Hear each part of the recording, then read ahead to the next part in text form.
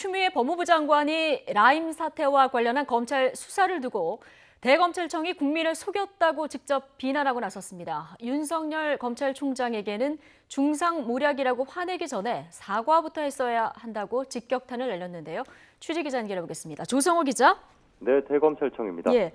자, 추미애 장관이 오늘 아침 SNS를 통해서 대검을 비난했는데 이 비난 수위가 높습니다.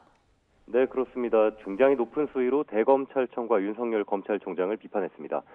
라임 자산운용 사태 핵심 인물인 김봉현 전 스타모빌리티 회장이 폭로한 검찰의 수사 관행을 문제 삼았습니다. 김 전 회장 구속 이후 석 달 사이에 66차례 불러 여권 정치인에 대해 깨묻고 회유하는 조사를 반복했다며 야권 정치인과 검사들에게 향응을 제공했다는 진술이 있었는데도 그 누구도 알지 못하게 했다고 주장했습니다. 그러면서 검찰이 검찰개혁에 단 한 번이라도 진심이길 바랐지만 그런 기대와 믿음이 무너져버렸다고 말했습니다. 수용자의 불필요한 반복 소환을 막기 위해 법무부와 대검이 인권수사 제도 개선 TF를 발족하고 범죄 정보 수집 목적 소환을 금지하기로 해놓고도 지키지 않았던 겁니다.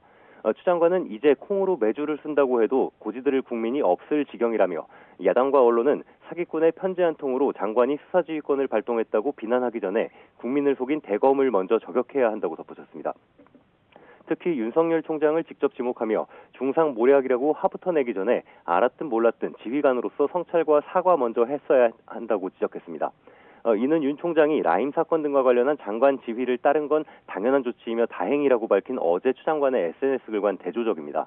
윤 총장에 대한 수사지휘가 부당했다거나 직권 남용 소지가 있다며 법조계와 야권 등에서 비판이 잇따르자 정당한 짓이었고 잘못은 검찰에 있다는 입장을 부각하려는 의도로 해석됩니다.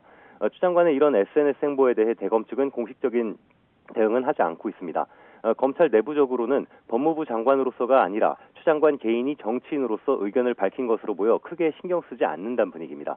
김봉현 전 회장을 조사한 서울 남부지검도 별다른 입장을 밝히지 않았습니다. 다만 내일 대검 국정감사에 윤 총장이 직접 참석하는 만큼 추 장관의 수사지휘권 발동과 라임 수사 등에 관한 논란에 대해 어떤 입장을 밝힐지 주목됩니다. 지금까지 대검찰청에서 YTN 조성호입니다.